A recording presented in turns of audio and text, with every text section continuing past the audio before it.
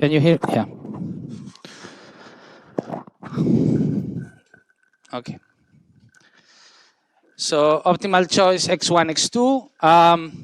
And we kind of realized that there is something special about this type of points, in that the indifference curve is tangent to the budget line at that point that it is likely to be optimal. The slope of the budget line, we saw it's minus P1 over P2. And the slope of the indifference curve is something we do not know. The slope of the indifference curve will measure the willingness of the individual to exchange goods, the willingness of the individual. If my indifference curve is very steep, it means that to be indifferent, I am willing to give up very little of good 1 for a bunch of good 2. And if it is very flat, it means that I am willing to give up a lot of x1 for a little bit of good 2. And so the tangency condition tells you that for the individual, the willingness to exchange goods equals what the market requests. In an optimal solution, the individual indifference condition basically will tell you that the individual is just as happy giving a little bit more of any of the goods as not doing so. And for that to be true, so that's what means to be in an optimal solution. If you move around a little bit, you do not improve. And for that to be true, it has to be that the willingness to exchange goods for the individual is equal to what the market requests. So if the individual was not to satisfy this condition, for instance, if it was steeper, at a point at which it is steeper, the individual is willing to give up very little of good 1, or is willing to give up a lot of good 2 for very little of good 1. The market is allowing him to buy good 1 at a better rate than that. So the individual could improve by actually doing so, by buying more of good 1. And on the other hand, the individual, if it is very flat, the individual could improve by buying a little bit of good 2, giving up a lot of good 1. But the market only asks that she gives up this much. So the individual could improve by doing so. Only when these two things are equal, my subjective willingness to give up each of the goods and my objective market-driven price ratio that determines the rate at which I have to do it if I want to do it, when these two things are equal, the individual cannot find an improvement. Now, this is the intuition, but what is the what is the mathematical? So this ratio is minus P1 over P2. So what is the derivative of the indifference curve? Okay, that's what we want to know, and that's what we are going to do just now. Okay. So I will do it on the board, but everything is on the slides. And in general, in this course, that's true. When I do things on the board, it's simply to do them slowly, okay? Because in the slides, probably I go fast. So if I am moving along the indifference curve, think about 2 points, X and Y, and they are in the same indifference curve, right? These 2 points, Y has a little bit more of good 1, and good 2 has a little bit more, bundle X has a little bit more of good 2. So to move from X to Y, what I did is I got delta 1 units of good 1, and I gave up delta 2 units of good 2. Okay? So the change in the utility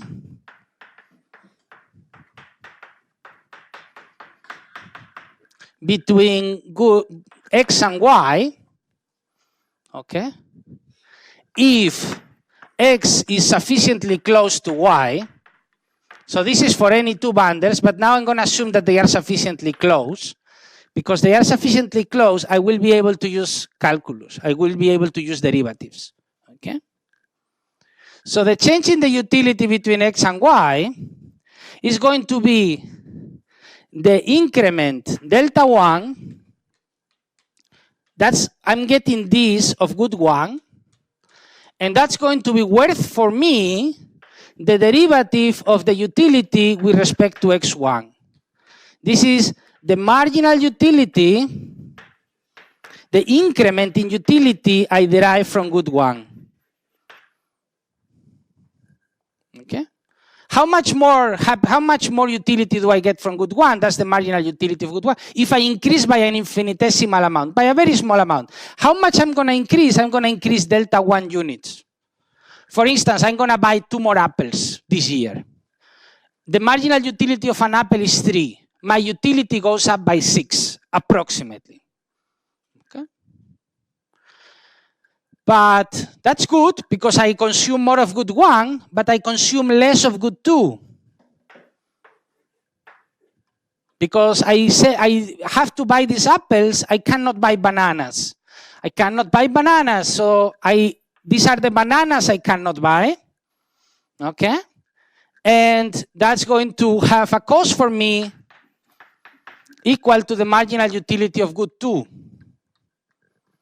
So my total effect of this change, so this is the change from x to y, is the increment is good, I consume more apples, the decrement is bad, I consume less bananas. How many more apples, delta 1, how many less bananas, delta 2, how much each banana gives me the derivative of x1, how many each gives me the derivative of x2. And this marginal utility may depend on the bundle x. My utility depends on the initial bundle. Is the utility I'm deriving from the initial bundle, which is x. Okay, I cannot evaluate the utility arbitrarily. I have to evaluate it at the initial bundle x. That's not so important, but that's just notation. And what is true of this formula? This is just an accounting. The good things come from apples, the bad things come from bananas. I get some positive return on the apples, some negative return on the bananas. What is true of this equation? Of this equation, of this, this is equal to what? Let me put this question like that. What is this equal to? Okay, marginal rate of substitution. Look at this expression. This is the change in utility from x to y. My change in utility from x to y is that I get more apples and I get less bananas. Each apple is worth this, each banana is worth this. How much is my change in utility from x to y? 0. Why? Because it's in the same indifference curve.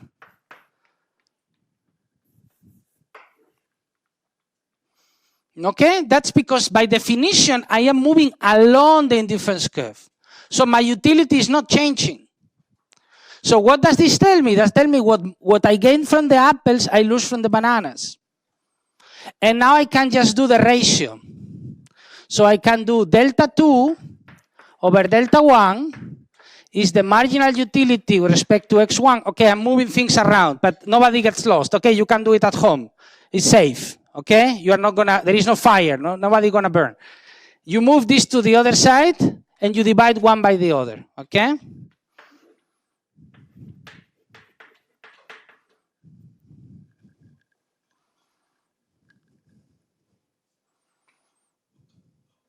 It's safe. You can do it at home.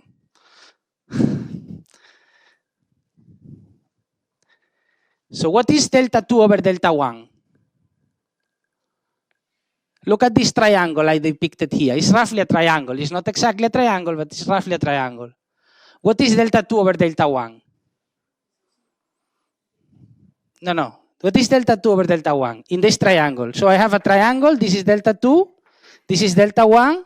and this is the hypotenuse. What is delta 2 over delta 1? The slope? Is it the slope of the line of the hypotenuse? The tangent is height over base. Anybody? Triangles? Okay. Delta 2 over delta 1 is exactly the slope. Now, properly speaking, is the absolute value of the slope because I am looking at the slope in this direction, right? So it's negative. But, properly speaking, is the slope, the absolute value of the slope. So the slope, which is the slope of the indifference curve, delta 2 over delta 1, is called the marginal rate of substitution between goods 1 and 2. Well, we only have 2 goods in this world, but in general, you need to say which goods, because you could have 1,000,000 goods. So the marginal rate of substitution is the ratio of the marginal utilities, because the ratio of the marginal utilities is telling me how much do I like each good relative to the other good. And the ratio, and that gives you the slope of the indifference curve. Okay? So in an optimal, in a solution like this, in which there is a tangency, I must have that the marginal rate of substitution between goods 1 and 2 is equal to what? Huh? The price ratio. I put everything in absolute value to forget about the minuses. If you carry the minuses, well, you can read them on both sides. Marginal rate of substitution, of course, is substitution. You give up something for something else, so it has a negative sign. So it's convenient to put everything in absolute values so that everything are positive numbers. Otherwise, you may make mistakes like that. The ratio of prices is a positive number. The marginal rate of substitution is negative. The absolute of the marginal rate of substitution is positive. So this is the condition for tangency. Okay? When does tangency occur?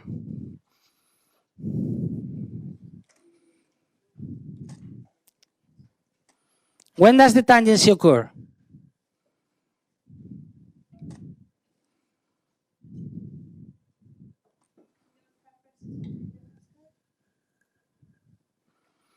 The tangency, we saw before, the tangency occurs here. There is a tangency. The slope of the indifference curve is tangent at a point to the budget line. This choice, you all agree the other day, now you are not saying, but last time you agreed that this is the optimal choice for the individual. But this optimal choice has one characteristic that is important. Not every optimal choice looks like this. This optimal choice has some nice characteristic. What is it? Anybody knows? Yeah, this is, yeah, if so the choice has this property, then there is a tangency. My question now is, are all solutions like this? Do all solutions look like this? No, why?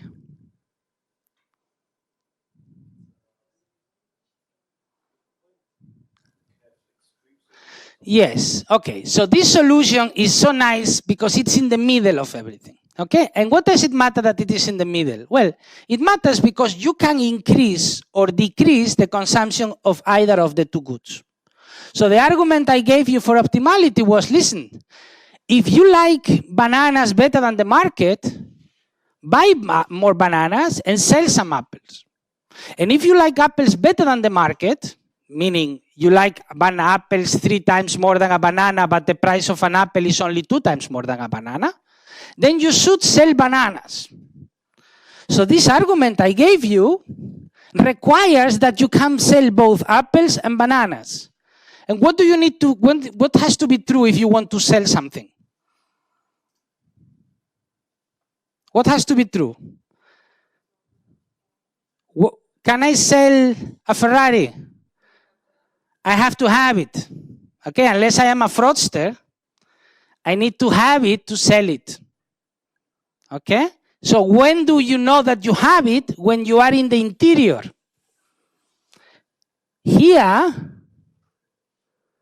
you don't have it. You don't have good 2. So even if you wanted to get rid of bananas, you don't have them. So nobody can buy them from you. Does this make sense? Now, in some cases, I told you people can do what? They can short sell some goods. That's the case in which you can sell even if you don't have. But most of the time in this course, you can't short sell. So if you are here, you can't sell anymore. That's why interior solutions are very beautiful and they have this property. Corner solutions, not so beautiful, don't have this property. They may have this property, but it's by chance. It's just a chance, okay? Everything is what I did. There is another issue. Is that I depicted the indifference curves, which are these nice and nice looking curves that have this shape, okay? This case is very important because what did we use here? I didn't explain. Well, because I know when there is when the curves have this convexity, it's called these are convex curves. What is true is that a point of tangency, okay, you have a tangency, the indifference curve lies to the top and the budget set lies to the bottom. They are, in mathematics you call this, they are separated. One lies on the bottom, the other one lies on the top. They do not cross anywhere. But if you don't have this convexity, you may have something like this.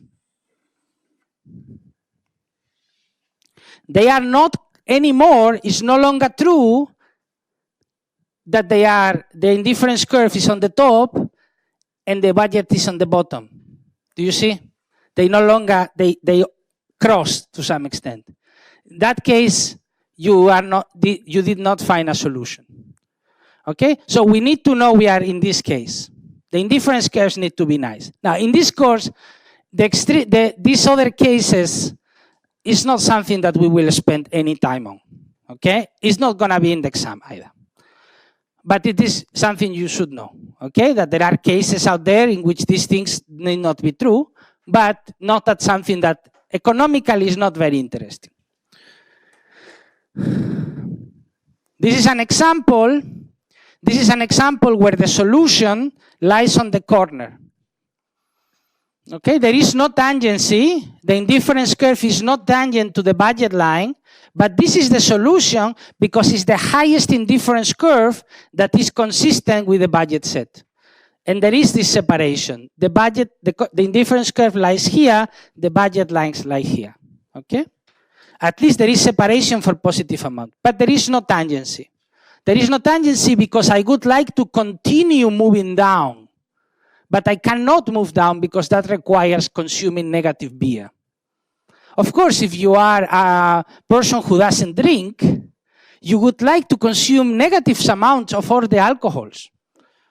You hate alcohol, you don't want to consume 0, but you also would like to consume less than 0, but that doesn't make any sense. But you could actually sell all your alcohol if you had any. That's what you do. This person doesn't drink, and so it's going to end up in an amount in which he only eats cheese. Doesn't drink any alcohol. Okay? This is a case in which the condition is violated, the condition I just gave you. You see, there is a tangency. But there is not this separation. Do you see? There is no separation. The indifference curve is not in the opposite side of the budget line. So although this tangency exists, this tangency is actually a minimum. It's not a maximum. Because any point around it is on a higher indifference curve. Do you see this? Any point around it is beta. So if you find this point, you find what's called an extremum, a possible solution, but it is not a maximum, but a minimum. Because any point around it This point is beta. This point is beta. This is the worst that you could do. So you could recommend this person. Yes, I remember in micro, they told us, look at the tangency. I found the tangency. Okay, you should consume here. And the person is so unhappy. So unhappy because you found the minimum instead of the maximum. What is the maximum for this person? What should she do? What should they do? I don't know the gender of this person. Huh? In the back? All cheese, no beer. This is the highest indifference curve the individual could attain. Any other point of this indifference curve is infeasible. Is infeasible. Okay? Okay, now, I will go back to this stuff later, okay? I will go back, we will do some examples, I will explain some other things, but first of all, we need to do this, okay? I showed you graphically the solution. But in mathematics, in economics, when we use mathematics, we use them to uncover things. Some things are uncovered with the mathematics, and that's what we are going to do. We are not going to solve problems always graphically, because depicting them may be very difficult and very inexact, especially if I am drawing, is very inexact. But the mathematics allows us to do things more precisely. And so we are going to get the same, we are going to do the same that I just did. We did it graphically, we are going to do it mathematically. So our problem, and this is kind of the most famous problem in economics, is to maximize, to find the best possible, max meaning find the best possible, bundle x1, x2, and we want them to be positive. We would not want negative quantities, so I'm going to put it here, to maximize my utility subject to what is my constraint. What has to be true of my choice? It has to be feasible, it has to be affordable for the individual, it has to spend less than the budget. Okay, this is my budget constraint. Now, we already know that this will be satisfied with equality. You are not going to throw anything away, but that doesn't really not help us here significantly.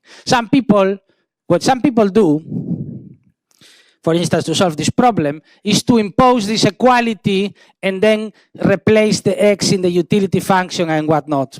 You know, if you do it like this, do it, but don't tell me, okay? That only works with two goods, you know, and it only, you know, it's not a way to solve it in general. And you don't learn any economics from it.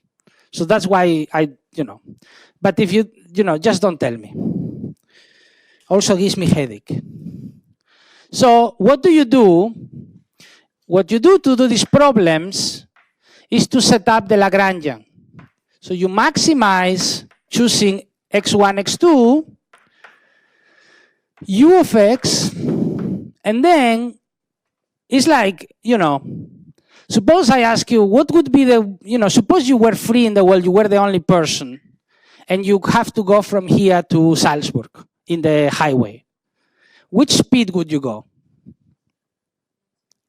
Whatever. You know, some of you would go at 80 kilometers per hour, some of you would go at 180 kilometers per hour. It would be your optimal choice, and there would not be any constraint. But then in reality, there are scanners. And if you drive more than 100, what is the speed limit in Austria? I don't have a car. Whatever, 130, okay? So if you drive more than 130, you may be caught and you have to pay, okay? There is a penalty associated with speeds above 130 kilometers per hour. Some people are happy to pay the penalty.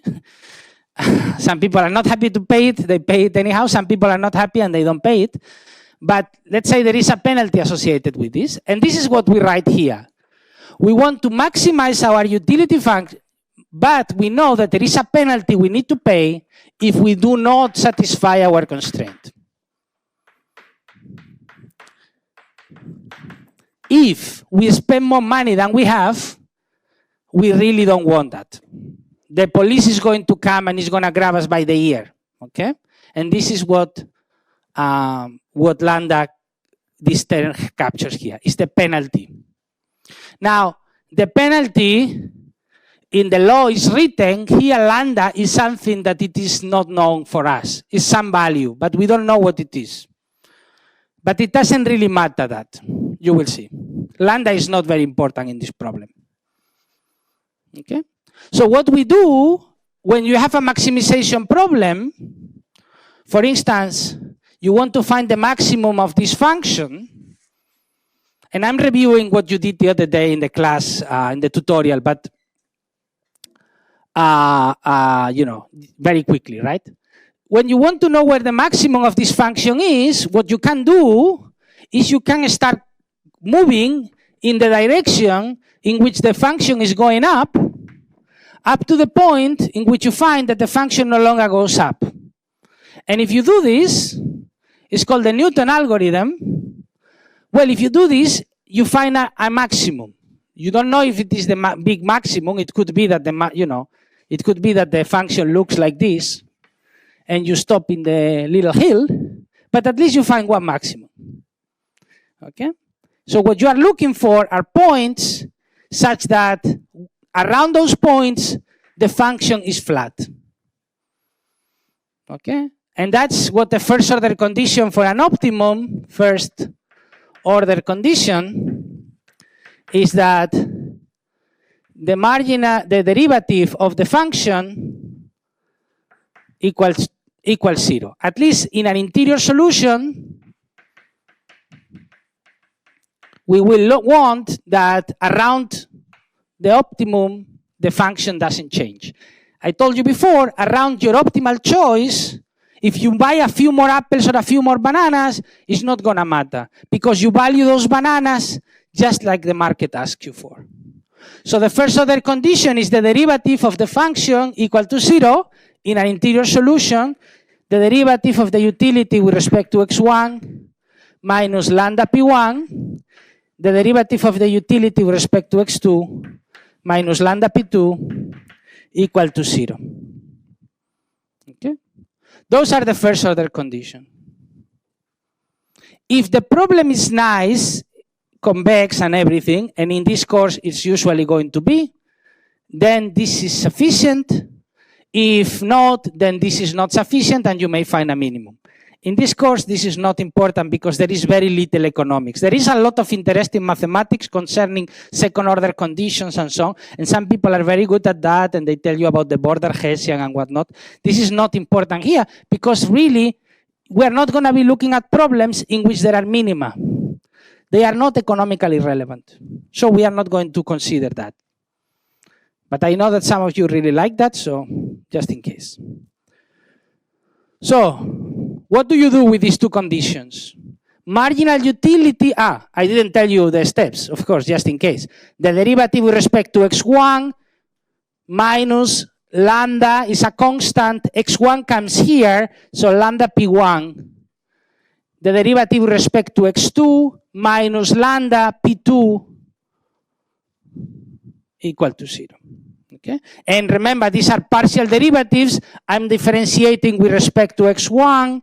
So in the derivative with respect to x1, this x2 is a constant. So this is u of x1, x2. x2 is a constant. Only x1 changes. x2 is a constant. In the derivative with respect to x2, x1 is a constant. Only x2 changes. x1 is a constant. Only x2 changes. Okay? So you should be able to get these conditions, okay?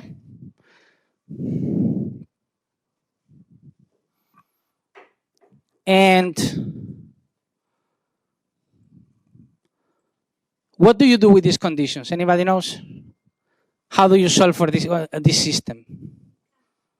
You can't, because there are three variables and two equations. That's true, but actually, I told you that this lambda we don't care about. So maybe we're lucky we can solve for the other two. And in addition, we have another condition. Which other condition do we have? No, the price ratio is what we are going to derive. Somebody said it around there? Somebody said? What other condition is there? Yes, what we know is the budget constraint, which some people say take the derivative with respect to lambda. I don't like that, but you know that in the solution, you are going to satisfy the budget constraint. In the example of the car, you know that in the end, you are actually going to satisfy the constraint. P1x1 plus P2x2 equal to W. So now you have 3 equations, so you can solve, hopefully, maybe not, but hopefully you can solve the system. Okay? 3 equations, 3 unknowns. But how do you go about it? Do you just go brute force and solve for P1, for instance, and plug it somewhere else? Or what do you do? No? Well, what you do is to take these 2 conditions. And notice that these 2 conditions have some things we are familiar with. What? Huh? P1 and P2 and? X1, no, this is not sorry, this is just to say this is the first order condition with respect to X1. This is not multiplying anyone. Sorry. What is in here that we saw before? Marginal utility. Marginal utility of good 1, marginal utility of good 2. P1, P2. What do we want to really get at? What did we see just before? That matters in the optimal choice. Huh? The slopes. What are the slopes? The slope of the indifference curve was the ratio of the marginal utilities, and the slope of the budget line is the ratio of the prices. So if we divide this one by this one, we get the ratio of the marginal utilities on one side and the ratio of prices on the other.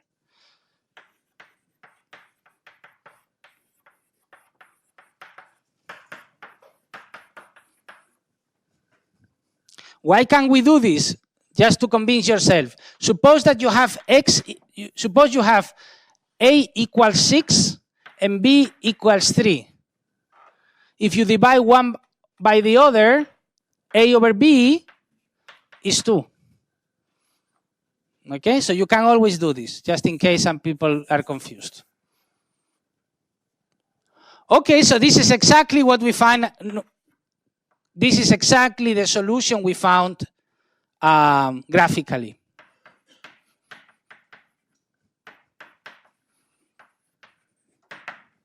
Okay, so what we graphically found is actually what we find also conceptually. Why is this now we do what we do? Well, to find you use this equation and you solve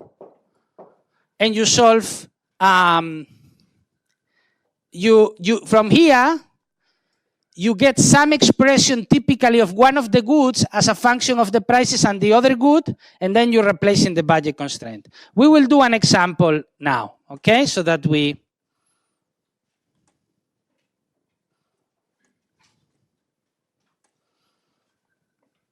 will do an example now so that we are all in the same page, okay? Is this clear? This is how you solve maximization problems. You will do this also in macro. You will do this in other courses. If you haven't done it before, it's always the same. You just set the Lagrangian. You take first order condition. Most of the time, the problems are going to be nice and dandy, so this is going to be sufficient. There is this other case in which you find that this is a mistake, but I mean, that's not going to be something we're going to discuss in this course. So suppose that your utility function is x2 times x1, or x1 times x2. I don't know why I did it like that. And let's solve the problem. Okay, everything is the same, but we are going to just do it for this case. I'm not going to write everything again, but you have it here. So you could maximize x1 times x2 here, and you get this condition. Because this condition, we didn't have to use any formula, so it must be true always. Importantly, you see that the condition, the utility function is so nice that interior solutions are always optimal. Why? What would mean a corner solution here? An extreme solution, a corner solution, more properly said. What would it mean? Right, so if you consume one of the goods is 0, your utilities, if one of the goods is 0, how much utility you get? 0. If you consume positive amount of both goods, how much is your utility? Positive.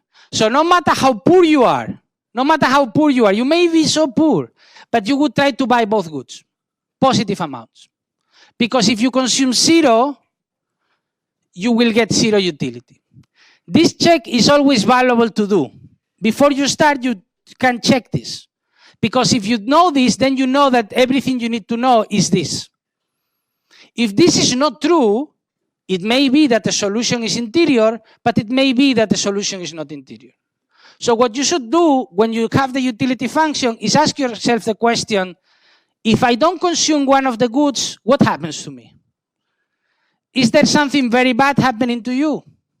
Okay, then you are fine, the solution is interior, you can directly go to the marginal rate of substitution.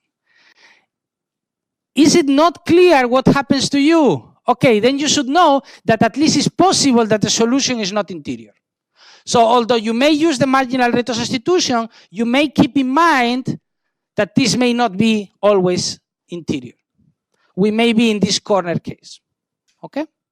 But here, clearly, this is, this is the elite of the utility functions, the most beautiful one, so the simplest one. And here, you always consume both goods. So your marginal rate of substitution is what? What is the marginal utility with respect to good 1?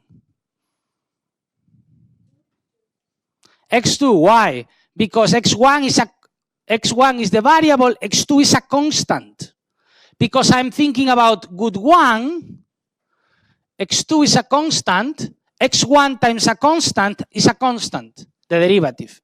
So is the derivative with respect to x1, derivative with respect to x2 is x2, and what is the derivative with respect to x2?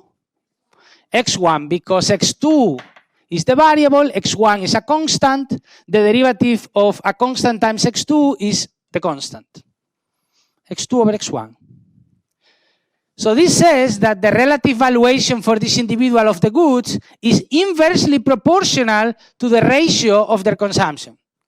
If you consume a lot of x2 and little x1, you value x1 a lot. If you consume x1 a lot and little x2, you value x2 a lot. Okay? Now, this has to be equal to the ratio of prices. And then what you do is you get x2 equals p1 over p2 x1. Just solving from here. Is this the solution? Is this the solution? Not yet. Why? We still have unknowns. Never tell me that the solution is something that depends on unknowns. The solution can only depend on parameters. Now, you have to remember this. This is very important. You have unknowns, things you need to look for, and parameters. Parameters are things that maybe you are not really given. Here, I never told you what exactly the prices are. But these are things that you could find out. You don't need to solve the problem to find the prices. You just go out there and find the prices. Supposedly, the person knows the prices. What you need to know are the unknowns. The unknowns are x1 and x2. And the prices are the parameters, p1 and p2. The other parameter of the problem is w, the income. So what do? You come to the budget constraint. Budget constraint, p1 x1 plus p2 x2 equals to w. And what can we do here? We can replace x2. Yes, we can replace x2 conveniently. P1 x1 plus P2 P1 over P2 x2 x1 equal to W, and the P2s cancel. Okay? In this simple case, everything cancels. And you get that x1 is W over 2P1.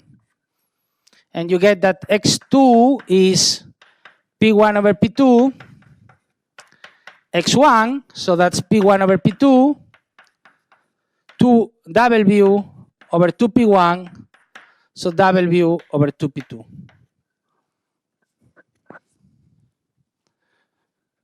Okay, that's the solution. I'm not gonna comment on the solution for now, but we'll keep it here because I'm gonna comment on this later. This is just how you solve it, the mathematical solution. In this course, I am not so interested in the mathematical solution as I am gonna be interested in the interpretation, but for now, we need to know the mathematical solution. Because you will use it in other courses, because you will see it in many examples, in papers, everywhere, that they solve things in a certain way. You need to know that. Important is the economics, but for now, just the how to solve it. Okay? So let's go back to the slide. So I gave you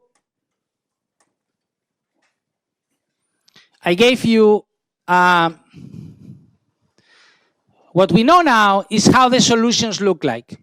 They have this nice property of tangency if the solution is interior, and they have this nice property of the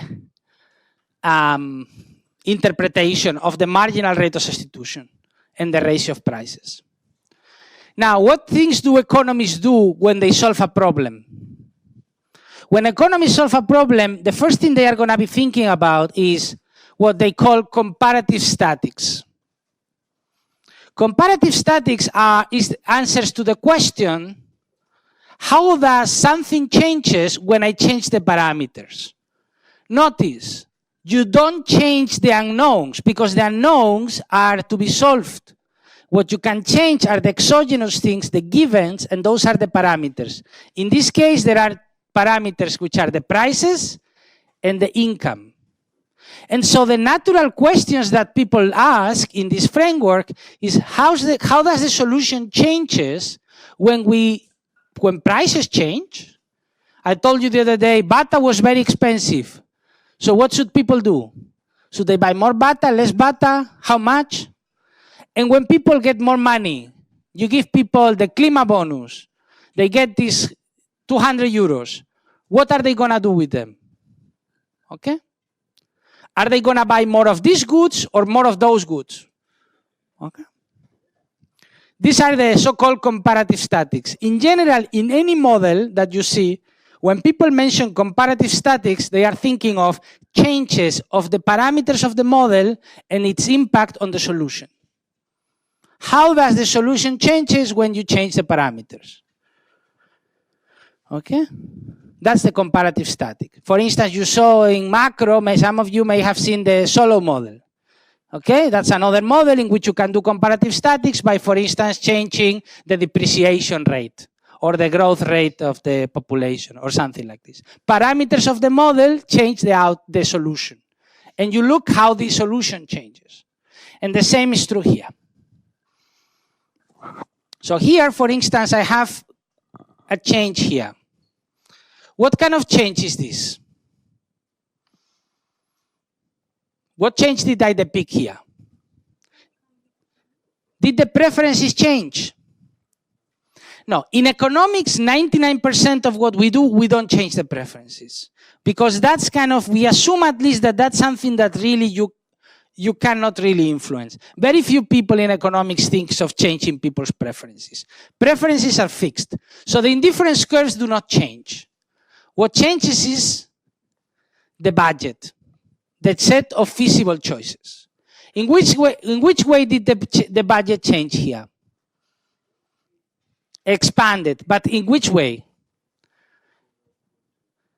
Good 2 became cheaper. Good 2 became cheaper. Did the person become wealthier? No, yes. The income of the individual, did the income of the individual go up? No. Can the individual afford more things? Yes. In some sense, is the individual wealthier? Yes. The individual is wealthier because relative to the prices of goods, his income is bigger. He can afford more things than before. Remember, none of these numbers means anything in isolation. They mean something together. You may be very rich because your income is two if we're talking about billions of dollars. If your currency is billions of dollars and your income is two is a very small number, but billions of dollars is a very big number. Okay, so this is why here, when the price of good 2 falls, two things happen at the same time. Really, you always have two things happening at the same time. In this case, beer became cheaper, you are wealthier. Two things happen, two changes. So we see here the solution in the initial case, the solution in the final case. Okay? And this solution is different because, first of all, it's on a higher, this bundle was not available before. You could not afford it. And second, because the slope is different. Why? Well, beer became cheaper, so the price ratio is going to change, and that means the slope of the budget line changes, and that means that the slope of the indifference curve in the optimal solution will be different. Right? These are not parallel. They are not parallel, the slopes are different. The slope here is flat, here is more steep. Now, because there are two changes, we would like to know which is the reason that the individual, although beer became cheaper, what does this individual consume now? More of which good? What the individual does? Consume more of what? Of both goods. He consumes more beer, but also more cheese. Why does he consume more cheese? Because he's richer, but not because cheese is more expensive. Do you know that? Do you understand that cheese is now more expensive? The price of cheese didn't change, but relative to beer, cheese became more expensive. So the individual buys more cheese, although cheese is more expensive because he's wealthier. So there are these two effects that go at the same time. This complicates the life of every student of economics. This is just a fact of life. When prices fall, you become richer. Two things happen at the same time. We would like to disentangle these two things. We would like to tell you, okay, one part of the change comes because of the prices, one part comes because of the income. So how would you go about understanding the first effect, the change in the prices, without in a sense changing the income? What do the prices determine? What do the prices determine? The slope. The prices determine the slope. So what could we do? Intuitively, what could we do? Could we change the slope without changing the level? Well, we can change the slope without changing the level by asking the question, what would this individual do if we move this line here? Same slope, but at a lower level. Effectively, we would be taking money away from this person to make her just as wealthy now as she was before with the higher prices, but change the slope accordingly. Does this make sense to you? Yes? The new slope. You want to know what would the individual have done in the first world with that level of income, in some sense, if she faced these different prices. And for that, you take away some of her income, you move this curve down, you take away some of her income, and now you're asking, so what would this individual do? Would she buy more or would she buy less cheese or beer? What do you think she will do? If all of a sudden you increase, you move this line down, will the solution be more beer or more cheese? Why more beer? Yeah, but it's not so easy to look because this changes, the slope is not so dramatic, but it is more beer because beer is cheap. Beer became cheaper, you should buy more, okay? Intuitively, the price of beer went down, the marginal rate of substitution you have must go down. You must adjust your consumption so that your marginal rate of substitution goes down. Why does the marginal rate of substitution? Because you now have to value relative cheese more than beer. And to value relatively cheese more than beer, you need to buy more beer. Okay? There are different ways to do it. Generally speaking, if something is cheaper, buy more of it. Yes?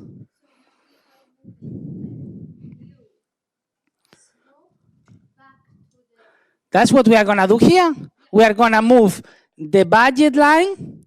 This is the old budget line. We are going to look at a budget line that crosses, okay, that allows us to get the same utility. This is the budget line. This new budget line is the one that allows us to be in the same indifference curve as before, because that's really the definition of welfare for me.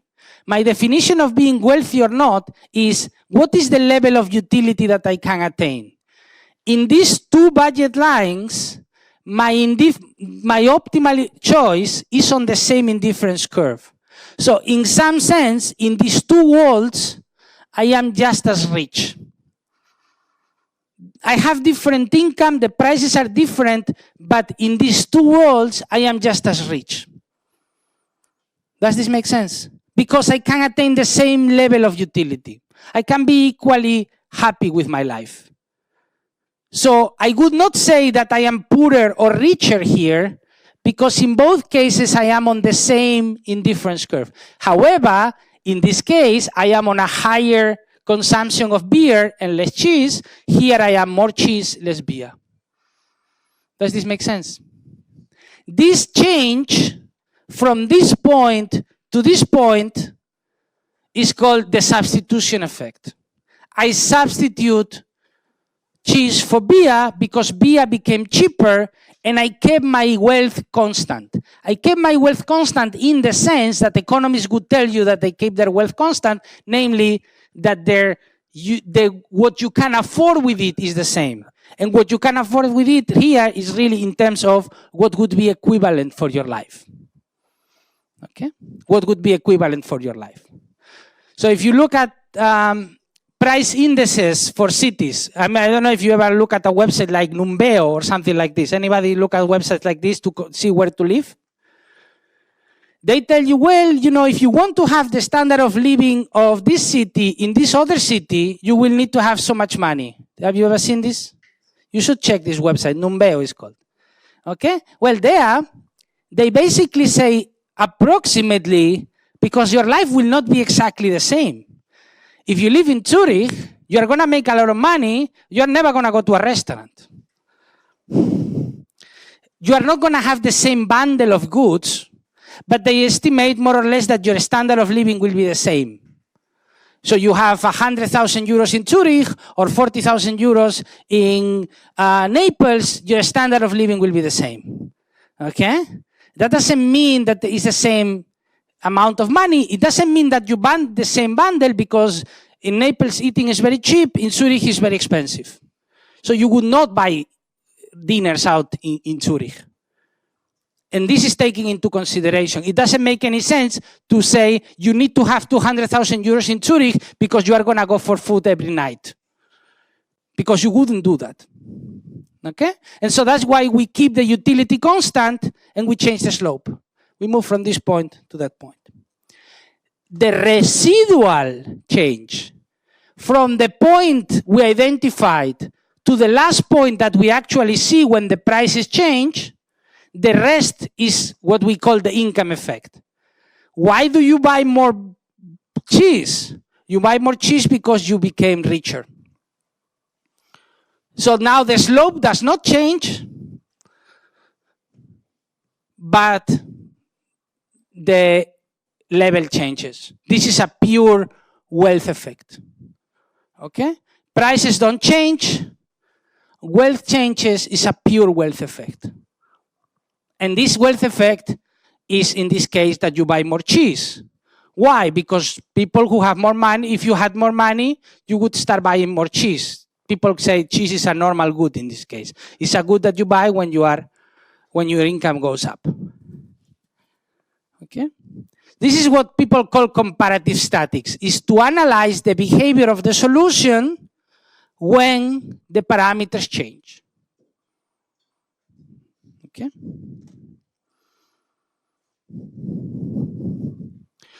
Let's go back.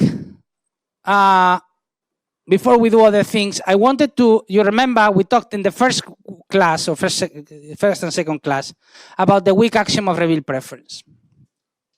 And the weak axiom of revealed preference told us the condition for rationality on choices. But we look at them a little bit in abstract for types of general questions. So we are going to revisit this warp condition for bundles.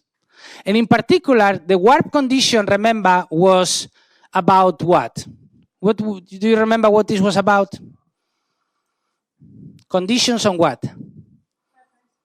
Not on preferences. When you see an individual doing what?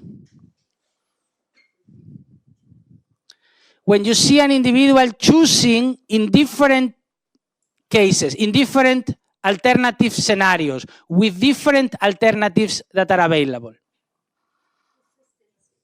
The consistency in the choices of the individual when she faces different budgets.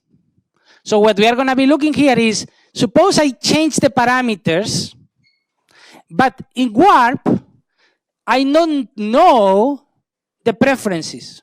Before, I just, I've been cheating because in real life, you do not know people's preferences. In real life, I look at your face, I don't know what you want. But I can see what you did in the past. So now the plot is much smaller because it only has the green dot. What is the green dot? Is what I saw you did. But I don't know why you did it. I hope that you have some indifference curve that is tangent at the green point. I hope so, but I don't know it for a fact. And I don't know how it looks. It may be something like this, or it may be something like this. I don't know. There are many possible indifference curves like that. So what I see is this green bundle. And then I see a change in the budget. The budget changes. In this case, income is the same, but prices changed. Cheese became very cheap or expensive? It's 150% chance. It's more expensive. You can buy less cheese. Remember, price of good one goes up, you can buy less, so the intercept is going to be closer to the... And beer became cheaper. It expands. Okay? It expands. So now you see this individual, and we would like to predict what would the individual do in this new world. Would the individual choose the orange, a point like the orange one, or a point like the red one? Why orange? Why is the red one not a good choice? He could have chosen, or she or they could have chosen before. The red was available before, but the person chose the green. The green is available now. The green is available now. So the green still dominates. And if the person chose the green now, she could find a better choice because it could increase the consumption of both goods, and therefore the orange one cannot be optimal. But the red one, but the orange one may be optimal. We don't know if it is optimal. We know that she chose it and it's not inconsistent. Okay, it could be that these are all mistakes, but at least we cannot tell. Okay, we cannot tell. But it makes sense that if she chose first green and then she chose orange. In our world, we are looking at it now, we could depict preferences that make this consistent. I can write preferences that make these choices optimal. I couldn't do it in this case. I couldn't do it in this case because the person would have to move down. There is no tangency. I cannot write an indifference curve that is tangent and doesn't cross the other one. That's how you can think about it. You cannot write an indifference curve that is tangent to the red point and doesn't cross the other indifference curve. And so this is not consistent behavior. Because it's not consistent behavior, I cannot find preferences that justify it. In this case, this is consistent, and I can find preferences. And the preferences I find are just these indifference curves. I'm not sure these are the true preferences, but at least they are possible preferences. Okay? Now, in which world is the individual happier? In the first world or in the second world? If the individual is rational, when the individual is better? In the second world, because the choice that she chose in the first one is available in the first one as well. It's available in the first, it's available in the second. In the second, other things are available. In particular, the orange must be preferred to the green. The person must be happier in the green. So although we don't really know the preferences, a revealed preference argument allows us to say that the individual must be happier in the second than in the first, just by seeing the choices. One price went down, the other price went up. In principle, we don't know, but because this specific choice she had is feasible, this choice will be, the person can tell us that she likes the second case better. Now, although all these examples I gave are with cheese and beer, and these look like very stupid, the good thing here is that this setting allows us to ask many, many, many questions.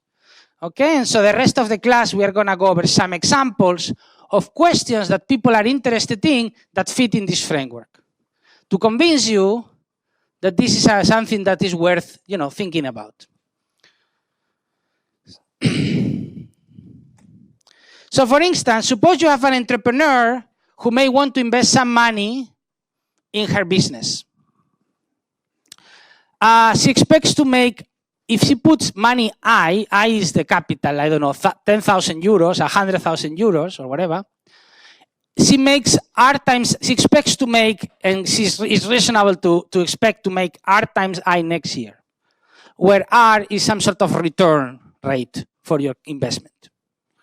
Is greater than 1, meaning if you put 10,000, hopefully tomorrow you have 11,000 or more, 12,000, 20,000, depending. But not less. If it was less, there would not be a reason really to do it.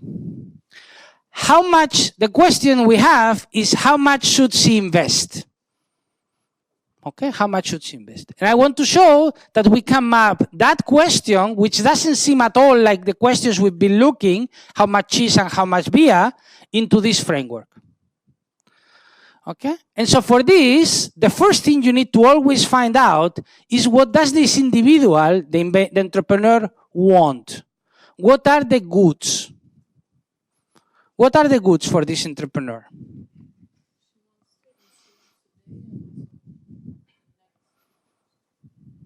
Okay, correct.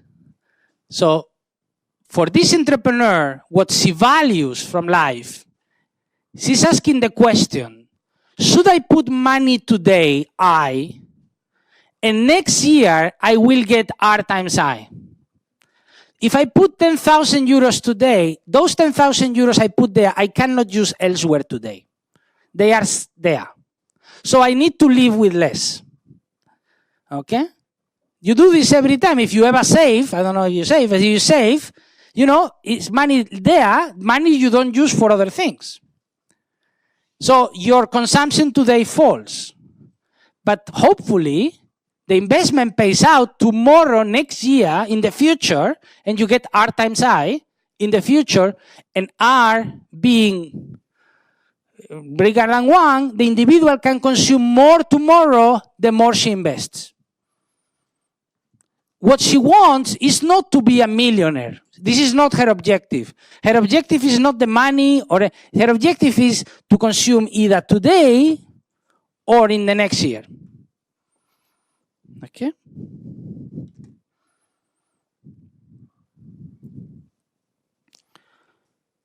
So the goods are consumption this year, consumption next year.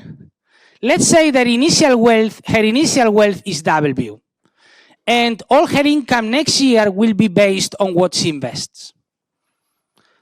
What we need to find out, now that we understand what she wants, we need to understand what she can afford. What can she afford? Okay? So one thing she could do is what? Yes? She could just say, look, future, good for you, not for me. I'm going to just burn down my money, okay? So if you do that, she's going to consume this year, but not next year. Next year, she dies, or she hopes an uncle dies. Okay? And she gets W today and nothing tomorrow. Alternatively, what she could do? She could just starve today. Yeah, she could be like these guys from the movies who are working, maybe movies back in the day when people thought that this was a good way of living. Yeah, there's this hero that, saves every single penny and, that kind of guy. Yeah. Today she's really struggling, but next year she will be rich because she will put all her income on the investment. Okay? Okay? Does this make sense? These are the two extremes. You can write down the equation of the budget line. It's a good exercise for you to do. But what would be the slope? Let's try to see what the slope is. If you give up €1 today, how much you get tomorrow? Huh? 1 plus R? No. Times R. Plus R, you see, you sometimes bring to the problems things you know from before. Sometimes that's useful, sometimes that's confusing. 1 plus R comes from you knowing that there is a way to compute the interest and so on. I never said anything that allows you to do 1 plus R because you don't get the money back. You just get R. So let's do the budget line, okay? So how could you do this? You could say, look, my consumption today, let's call this C1. Okay, today is period 1. Consumption today is going to be what? How much does she consume today? W? Minus? No. How much does she consume today? If she has 100,000 and she invests 10,000, how much she consumes? 90,000. No? Minus the investment. I mean, sometimes these things are like, the accounting because you would be able to figure it out. But sometimes I put this in the exam and people are like, no idea. Absolutely no idea what the person would consume. I'm telling you, this happens. But everybody, if I give them an Excel file, they would find out that the person has 90,000 left. You do this, you live, you survive in life. You pay bills and there is some remaining. But it's the same. Because thankfully, economics is about your real life, even if you don't see it. So it's the same. You have some income, you put some money in the bank, the rest you burn Saturday night. Consumption in period 2 is what? What is consumption in period 2? Whatever you got from your investment, R times I. There is no 1 plus R because this was never given in the problem. This is something you remember from otherwhere. So now, this is not a budget line, this is accounting. In economics, we understand that these two things are not independent, that these two things are related. And so what we want to write them is in a way that we are familiar with. And the way that we are familiar with is this.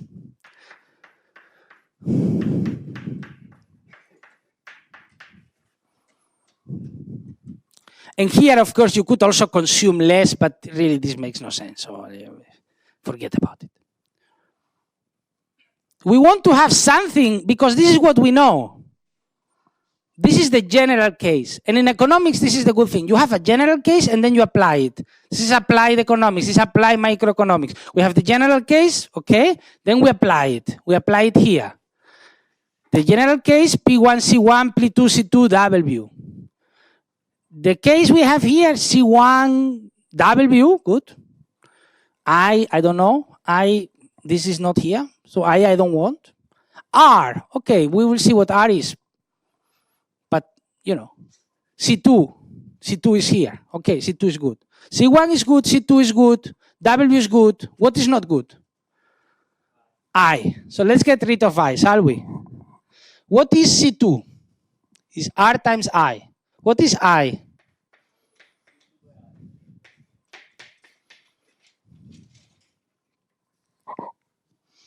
So what can I do with this I?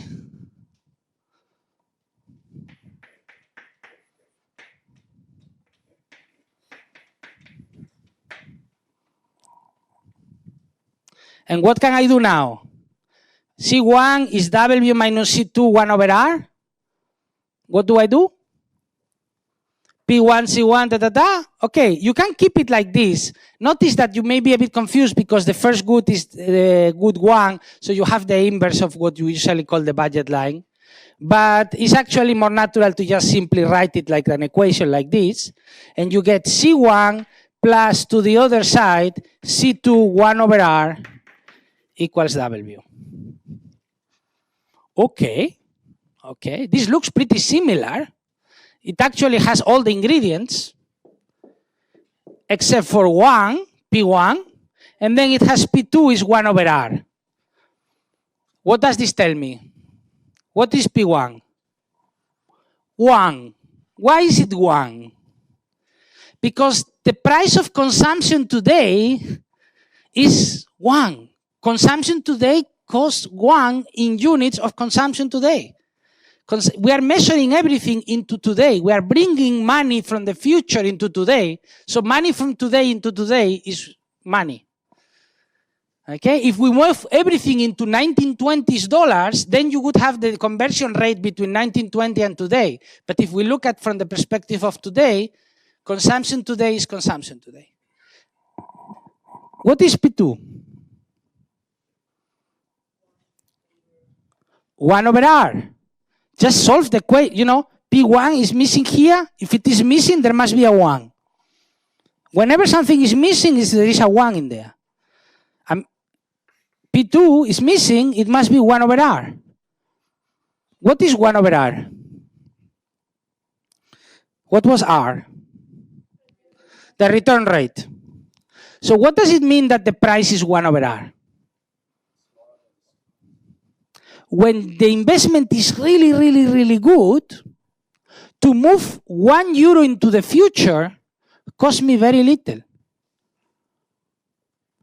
If every euro I put in an investment brings me 10 next year, to get 10 next year, I only need to put 1 today.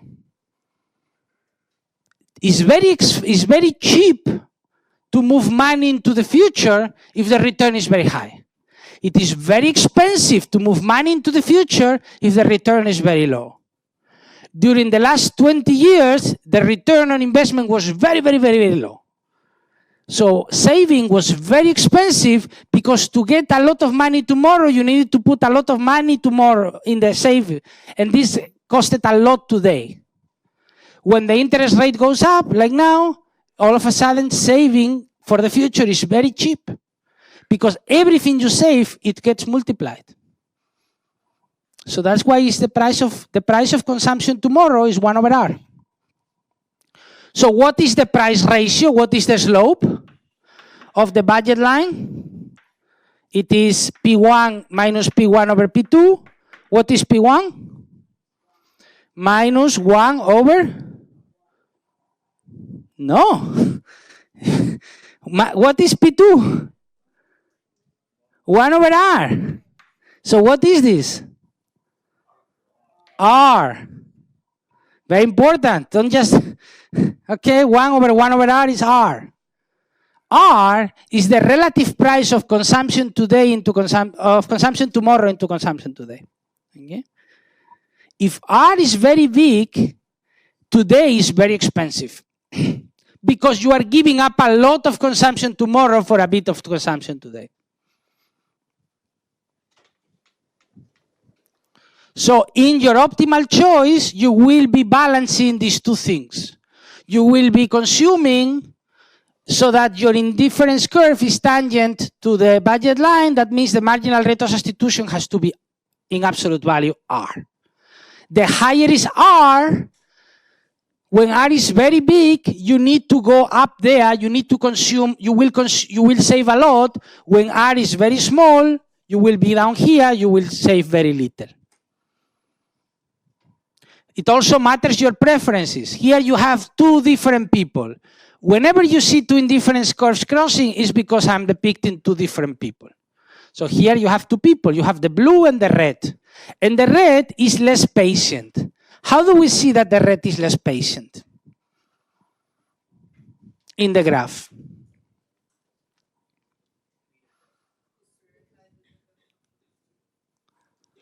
Oh? But why? The red is less patient, but why? What is patience? No, not about the choice, but about the preference, the slopes, the indifference curves. What is patience? How would you define patience? Your willingness to give up something today for something in the future. That's how you should consider patience. A patient, do you know the marshmallows experiments with children? Marshmallow experiments, they ask children, do you want to eat one marshmallow now or two marshmallows in 15 minutes? And the children eat the marshmallow now, yeah? Not very patient. Some children are patient. Supposedly this had a lot to do with their lives, but this was probably bogus science. They said that, if you take the two, then you are a criminal and so on. No, the child is just, sentenced for death.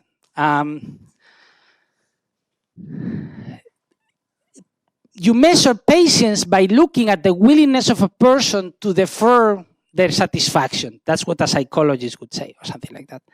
For us, patience is the willingness of the person to accept an exchange of something, giving up something now for something in the future. You give up now party time for more studying, you are patient. If not, then they will sentence you to death. So the red entrepreneur is less patient. Why? In the graph. How do you see that it is less patient? This is the red one. Yeah, I told you already who it is, but why? In this course, it's about why. Yes, but where do you see that? If you were to explain to an alien, I saw it in the picture, the alien would say, I don't see it in the picture. No, don't look at the tangency. This doesn't depend on the tangency, yes? That's the choice. Forget that. You don't see the choice. Forget about the choice. Forget about the budget, yes? Yes, that's the choice. Forget about the choice. Yes, it's in the indifference curve. That's the only thing that is red, isn't it?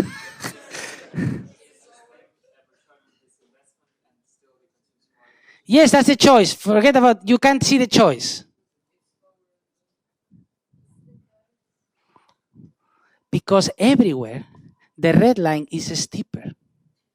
The marginal rate of substitution is always higher for the red than for the blue.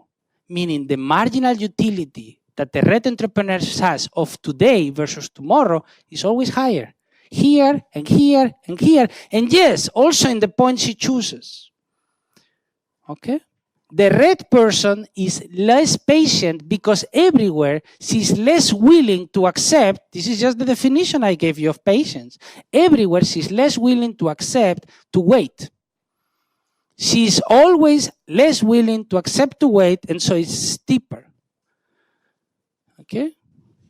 For instance, in macro, you will have something, the discount factor, well, this equivalent to the red person having a lower discount factor. Being more unhappy when you have to wait. Yeah? Everywhere, the blue line is flatter than the red line, less patience. And because she's less patient in her optimal choice, she will choose to consume more today, as you all said very well, and less, and therefore she will be poorer tomorrow. Okay, there is nothing really unfair here. The red entrepreneur invests less, makes less. It's her choice. She enjoys more today, less tomorrow. Okay, before we go, I want to do, yeah, this is what we did. I want to do one more, taxi. A taxi driver wants to know how many hours, in this case, taxi drivers, okay, if you ever took a taxi, chances are he was a man. Okay, so I'm gonna say he. Chances are. I mean, there are some female taxi drivers, but few. I really don't know why. I also don't know why there are very few female airplane pilots. That's really a mystery to me, because that must be really pure discrimination. But I don't know exactly where it comes from. But taxi drivers, I don't think it's discrimination because the job is not so great. But it's really a male. Maybe, okay, there is a reason, yeah? Huh? Yeah, men like to sit around and all day. I concur. I don't have a car though, so that's my problem, but sitting around all day, yeah. Okay, so this he, she, or they taxi driver, I'm asking the question, how many hours should she work? And this question is very important, turns out, not only for taxi drivers, but it's a long-standing question in economics. Let me just give you an example. Suppose I ask you, you are a taxi driver. When should you drive more? When it rains or when it's sunny? When it rains, when it's sunny. Okay, everybody understands that when it rains, more people want a taxi. Okay, up to there, you all got it? Okay. Now, some people say, look, you should really drive more when it's sunny because, you want to make $100. You make $100 very quickly when it's raining. When it's sunny, you need to work more hours. Many people think like this, right? Wrong. Very wrong. But actually, many people think like this, and many people do this. Okay, not only taxi drivers, fishermen, all sorts of occupations. People have a target in their minds. I want to make this amount, and when I'm done, I go home. But you will see, this is not really how you should think about the problem. So that's what we are going to see. I don't know if we will have time today to do it, but I just want to make this clear, okay? In case you take a taxi now, at least some of you, those who like to sit around, you should not think of a target, but rather you should look at, like she said, if there is a lot of customers now, maybe it's a good option to keep driving. And when there are no customers, maybe you can do something else. Sit around in your couch. So, what are the goods? What does the taxi driver want?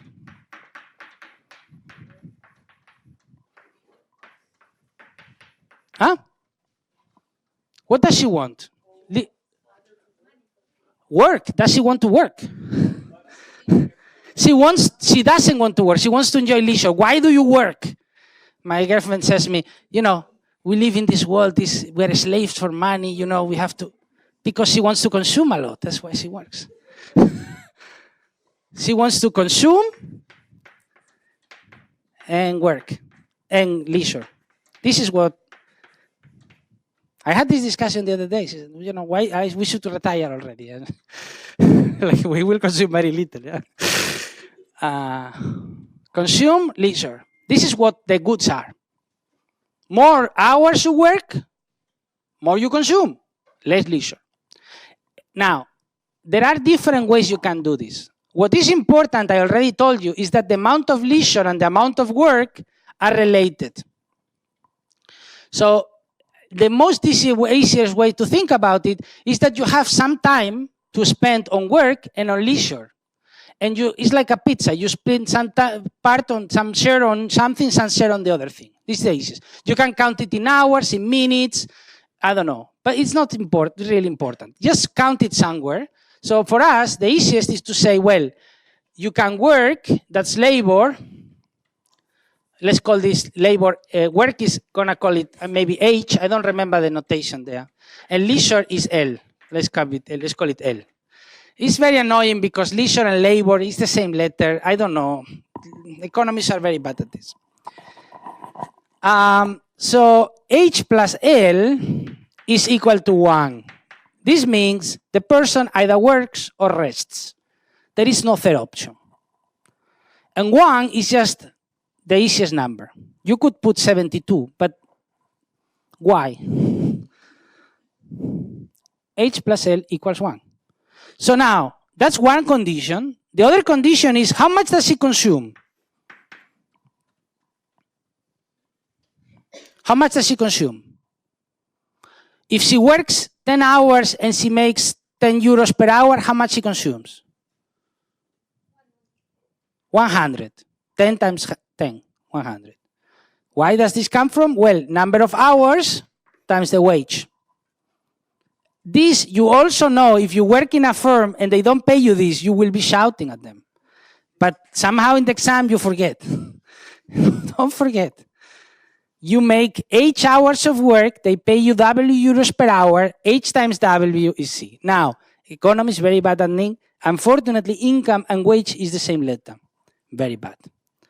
But here is wage rate. So I'm going to call it wage.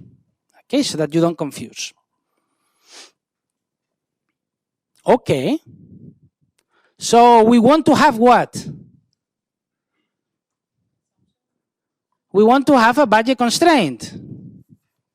P1 times X1 plus P2 times X2 equals W. We want to have something like this. W is not the wage, okay? I know we are about out of time, but I want to finish this, so bear with me. Consumption is H times wage. I want to write it like this. So what do? C is good 1. Okay, that's fine. Okay, C is good 1. Price of good 1, we already said. Price of consumption is 1. So this is okay. No problem there. Good 2 is leisure. Do I have leisure? Yes, well, I have leisure here, and I want to put it here. Okay? And so that's what we are going to do. C is 1 minus L times the wage. And now I do the same trick as before. I pass the negative to the other side. C plus L times the wage equals the wage. And this is the equation you have. Okay? So now you see that first of all, your wage is your income. Why? Or what we call the wealth or the income. Why? Because the time, what you own is time. You have 1 unit of that time. And that unit of that time in the market is valued at a wage rate. So your wealth is your time is valued at wage in the market. If you make 10 euros an hour and you have 1 unit of time, 1 hour, your endowment is 10 euros. If you have 1,000,000 hours, your endowment is 10 million. Is the amount, the wage times your endowment. Your endowment is time, and time is worth according to the wage. The second thing is, we already discussed, the price of consumption is 1 because we are measuring everything in consumption terms. And the last one is this. L is the good and wage is the price. Why is the price of leisure your wage?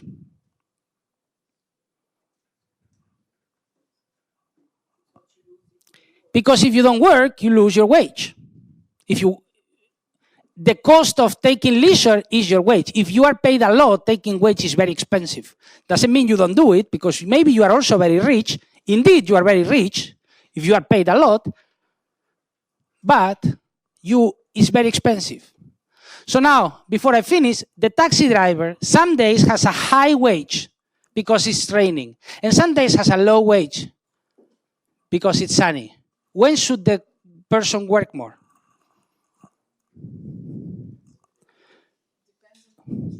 No, unless he has preferences that change by the weather. Let's assume not. When it's raining, wage is high, leisure is expensive, she should buy less of expensive stuff, so she should spend more time working. This doesn't depend on the preferences. It's simply from the fact that we know that the relative price of consumption versus leisure is very expensive on these days. Okay? So we'll do another example next week, but if someone has office hours now, yes, can you come already?